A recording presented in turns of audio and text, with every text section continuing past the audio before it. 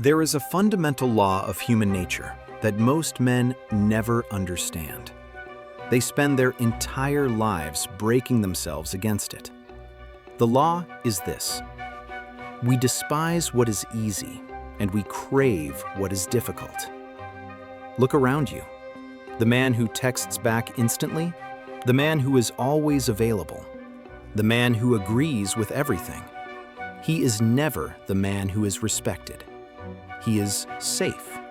He is nice. But he is never desired. Why?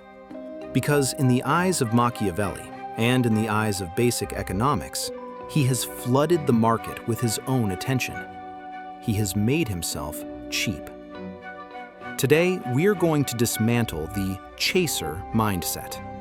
We are going to explore why the man who steps back is the one who pulls the world forward. We are going to learn how to stop being the hunter who scares the prey and start being the trap that waits. Imagine a rubber band held between two people. This represents the tension of any relationship, whether it is business, romance, or friendship. If you are constantly stepping forward, constantly chasing, constantly trying to, quote, close the gap, what happens? The rubber band goes slack. The tension dies. For the other person to feel the pull of your presence, you must create distance. You must step back. Machiavelli wrote in The Prince, "Men are driven by two principal impulses, either by love or by fear. But there is a third impulse he understood well: greed. People want what they cannot have. When you chase, you are signaling, 'I am already yours.' There is nothing left for them to conquer. There is no mystery to solve. You have handed over your power before the game has even started." The dangerous thinker knows that power is the ability to walk away. The moment you show you are willing to leave, you become the most valuable person in the room. The chaser operates from a mindset of scarcity. He believes that opportunities are rare, so he must grab them with both hands. He suffocates the deal. He smothers the partner. He over-explains himself. The emperor, the Machiavellian archetype, operates from a mindset of abundance. He does not chase because he knows his own value. Does a king run after a peasant to ask for approval? Does a diamond beg to be bought? No. They simply exist. Their value is inherent. When you stop chasing, you flip the script. You move from the reactive state, waiting for them to choose you, to the active state, deciding if you choose them. This shift in energy is palpable. Humans have a sixth sense for desperation. They can smell it. But they can also smell self-sufficiency. And self-sufficiency is the ultimate aphrodisiac. It signals that you are complete on your own. And because you don't need them, they suddenly find that they need you. Let's look at this coldly, like a Machiavellian strategist. Your attention is a currency. If you print too much money, the value of the currency collapses. This is inflation. The man who chases is suffering from social inflation. He gives his validation away for free. He laughs at jokes that aren't funny. He tolerates disrespect. He apologizes when he hasn't done anything wrong. To be chased, you must induce deflation. You must restrict the supply of your attention. You must make your validation expensive. When you speak, it should matter. When you compliment, it should be earned. When you show up, it should be an event. By withdrawing your energy, you create a vacuum, and the laws of physics state that nature abhors a vacuum. The other person will instinctively move forward to fill the space you left behind. They will chase you, not because you manipulated them, but because you re-established your value. This series is not about playing hard to get. It is about being hard to forget. Chasing is a sign of weakness. It screams, "I do not believe I am enough." Over the next 5 parts, we will dissect the mechanics of this transformation. We will look at how to master your emotions, how to use silence as a weapon, and how to become the prize that others compete for. But for today, the lesson is simple. Stop running. Stand your ground. Look the world in the eye. And watch how the dynamic changes when you stop asking for permission to exist. The power of detachment. The second law of power is detachment. Most men believe that passion is a virtue. They think that showing intense emotion, jealousy, or immediate excitement proves their loyalty. Machiavelli disagrees. He teaches us that he who cares the least holds the most power. This is not about being cold, it is about being controlled. When you are overly attached to an outcome, whether it is getting the girl, closing the deal, or winning the argument, you become a slave to that outcome. You are easily manipulated because your desire is visible. You are chase-prone. To flip the dynamic, you must master the art of emotional autonomy. Imagine a rock in the middle of a storm. The waves crash against it, the wind howls, but the rock does not move. It does not react. This is the energy of the high-value man. When you detach, you signal that your internal world is more important than the external world. You signal that you are happy with or without them. This is terrifyingly attractive. People are used to being needed. When they meet a man who wants them but does not need them, they are confused, then intrigued, and finally, obsessed. They start working to win your approval because you are not freely giving it away. There is a specific mechanism to this called the law of least effort. In nature, the predator does not run in circles, it waits. The king does not shout, he whispers. Excessive effort is a sign of weakness. When you send 5 texts to their 1, when you rearrange your entire schedule to meet them, when you over-explain your actions, you are showing high effort. In the subconscious mind of the other person, high effort equals low value. Why would you work so hard if you were truly the prize? Prize sits still. The prize waits to be claimed. By practicing detachment, you force the other person to invest. This is the sunk cost fallacy of psychology. The more effort they put into chasing you, the more valuable you become in their mind. If they have to wait for your reply, if they have to earn your time, if they have to wonder what you are thinking, they are investing energy. And humans love what they have worked for. By stepping back, you are actually giving them the gift of earning you. You are allowing them to feel the thrill of the chase with you as the target. This requires you to kill the fear of loss. The chaser runs because he is terrified of losing the person. The master stays still because he knows that what is truly his cannot be lost, and what leaves was never his to begin with. This mindset makes you dangerous. It makes you unshakable. When you are willing to walk away from the negotiation table at any moment, you possess the ultimate leverage. The person who is willing to walk away is the person who sets the price. From this day forward, practice the pause. When you feel the urge to react, to double text, to fix a silence, stop. Do nothing. Let the silence sit. Let the tension build. You will feel a pull to chase, but if you resist it, you will see a miracle. You will see the other person step forward to fill the gap. You will see the text come in. You will see the apology. You will see the power shift. You did not manipulate them. You simply stopped dragging the rope. You stood your ground, and the physics of power brought them to you. The mystery of silence. The third weapon in your arsenal is strategic silence. We live in a world of noise. Most men are terrified of silence. In a conversation, the moment a gap appears, they rush to fill it with words. They joke, they babble, they overshare.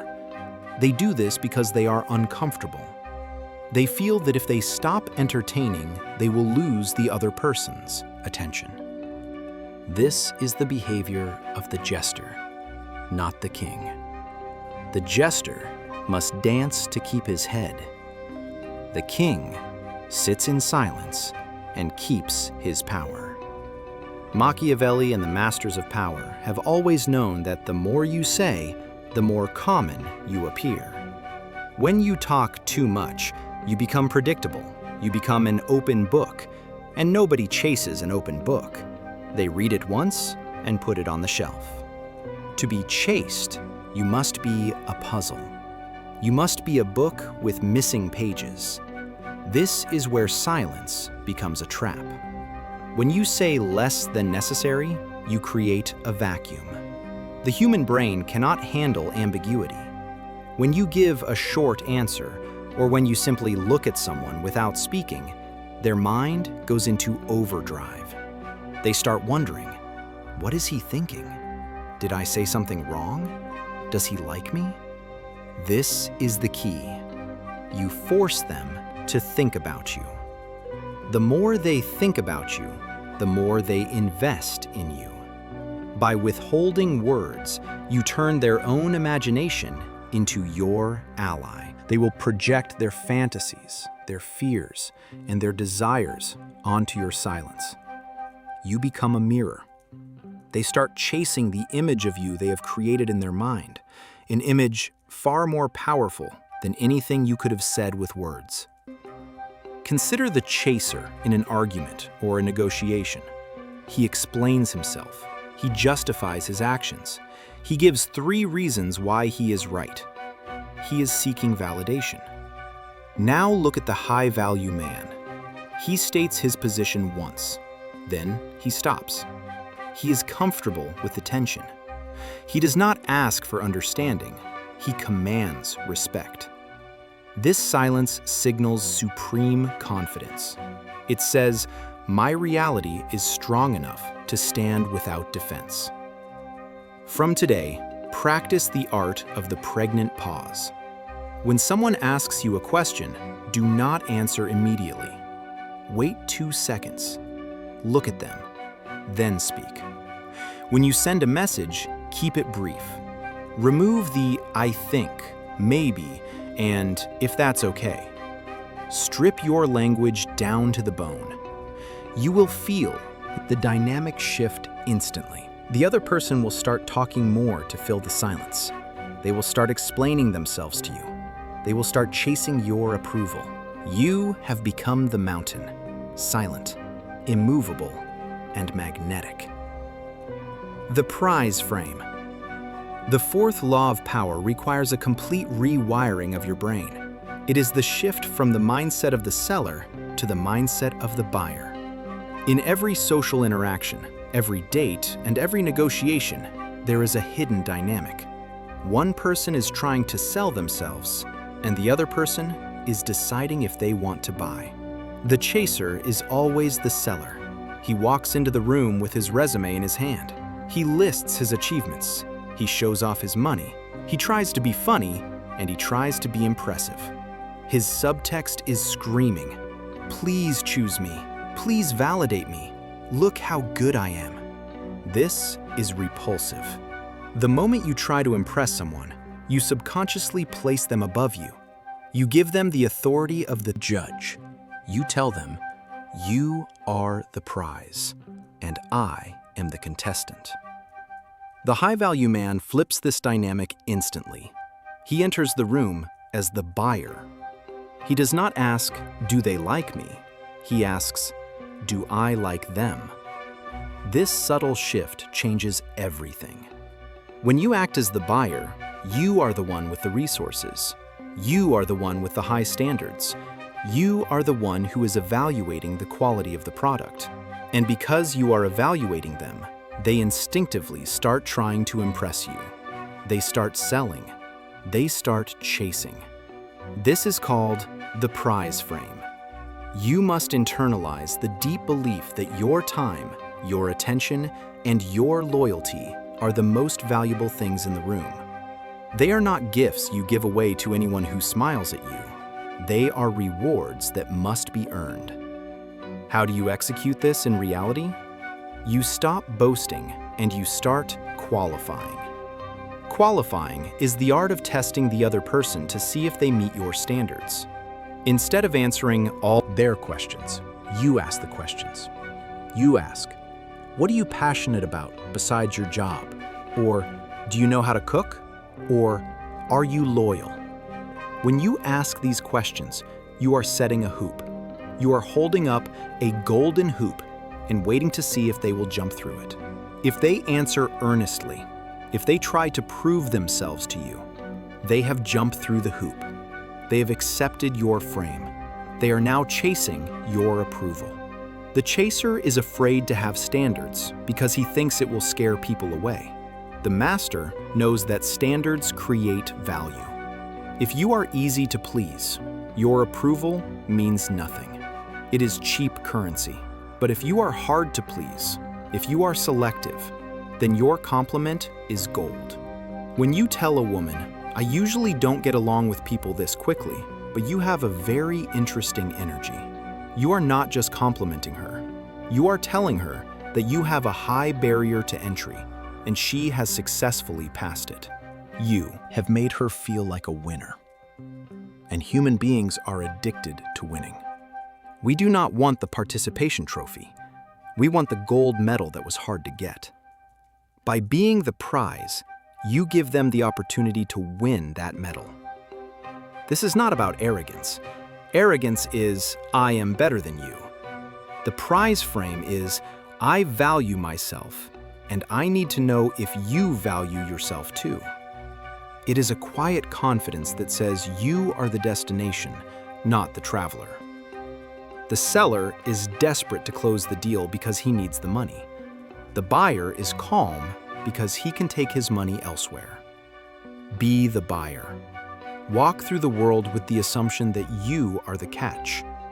When you truly believe you are the prize, you don't need to chase anyone because you know that a prize never chases the winner.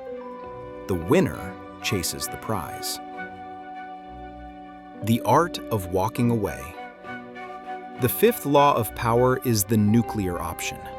It is the one weapon that, once mastered, makes you invincible. It is the willingness to walk away. In every negotiation, in every relationship, and in every power struggle, the person who cares less about the outcome wins. The person who is willing to pack their bags, stand up from the table, and leave without looking back holds 100% of the leverage. Most men are terrified of this.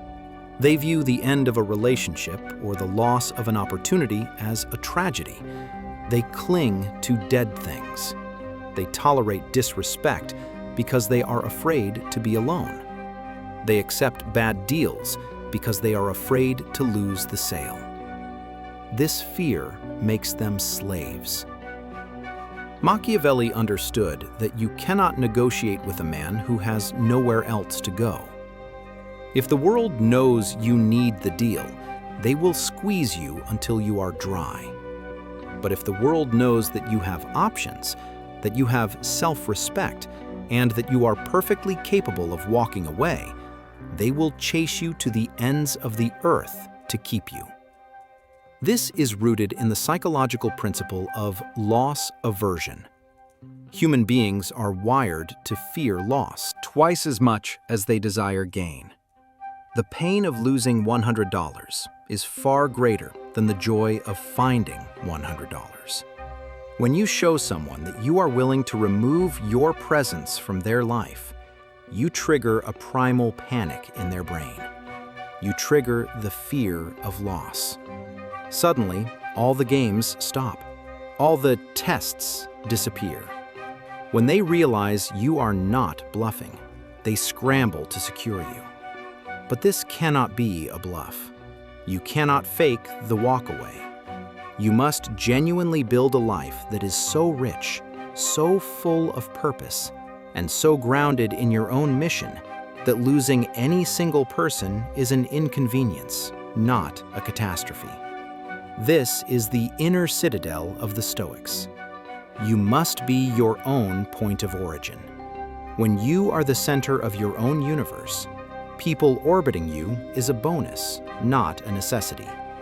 If a planet leaves your orbit, your gravity remains unchanged. The chaser stays in bad situations because he operates on sunk cost.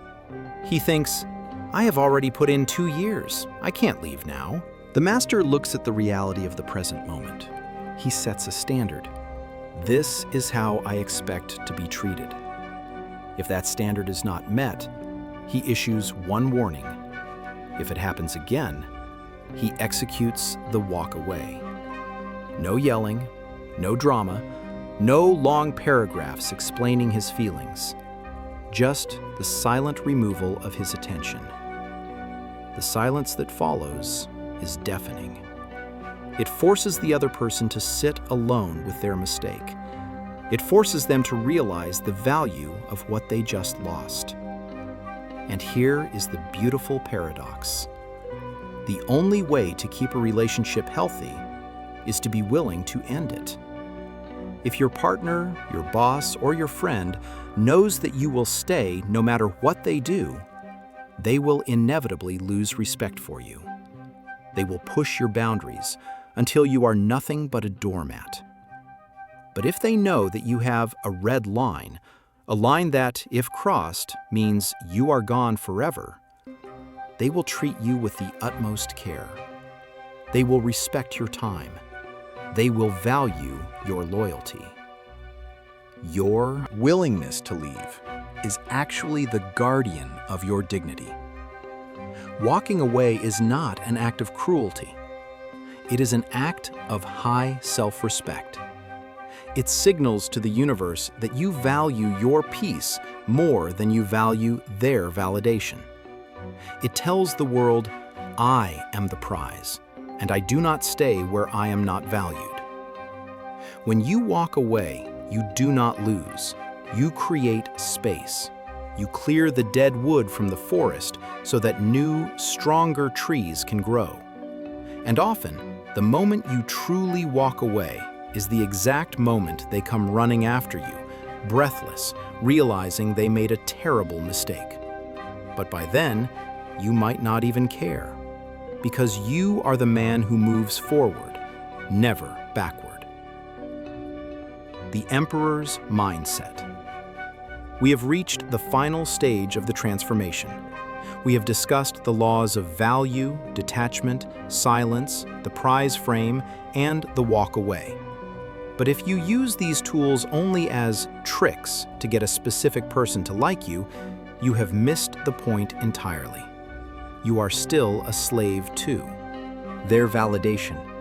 You are just a slave with better tactics. The true Machiavellian shift, the Emperor's Mindset, happens when you realize that you are not doing this to manipulate others. You are doing this to respect yourself. The Emperor does not act high value to trick the peasants. He acts high value because he is the Emperor. His behavior is a reflection of his reality, not a performance. To maintain this power forever, you must understand the metaphor of the sun. Think of the solar system. The sun does not chase the planets. The sun does not beg the Earth or Mars to orbit around it. The sun simply burns. It focuses entirely on its own fusion, its own energy, and its own brilliance. Because it possesses such immense mass and gravity, the planets have no choice but to orbit it. Most men are trying to be planets, frantically running around others, looking for a center of gravity. You must become the sun. You must build a life, a body, a bank account, and a mission so massive that your gravity naturally pulls people into your orbit. This brings us to the ultimate secret of attraction: purpose over people. A man who prioritizes a woman, or any person, above his mission will eventually lose both. The moment you make someone the center of your universe, you become boring. You become safe. You become a fan. But the man who prioritizes his mission, his work, his legacy, his passion above everyone else becomes infinitely fascinating. He is moving towards something greater than himself. People want to be part of that journey. They want to attach themselves to a rising star. When you are chasing your purpose, you don't have time to chase people. And ironically, that is exactly why they will chase you. They want to be the co-pilot in your jet, but they can only do that if you are already in the cockpit, flying at Mach 10. So, kill the chaser inside you today. Bury the version of you that apologizes for existing. Bury the version of you that accepts crumbs of attention. From this moment on, you do not run after anything. You attract. You do not beg. You select. You do not fear loss. You embrace freedom. The world is full of boys who run. Be the man who stands still. Be the man who builds. Be the man who is so undeniably valuable that the world has no choice but to come to his door. This is not arrogance. This is the natural order of power. The shadow always follows the object. The object never follows the shadow. Be the object. Be the reality. Be the prize.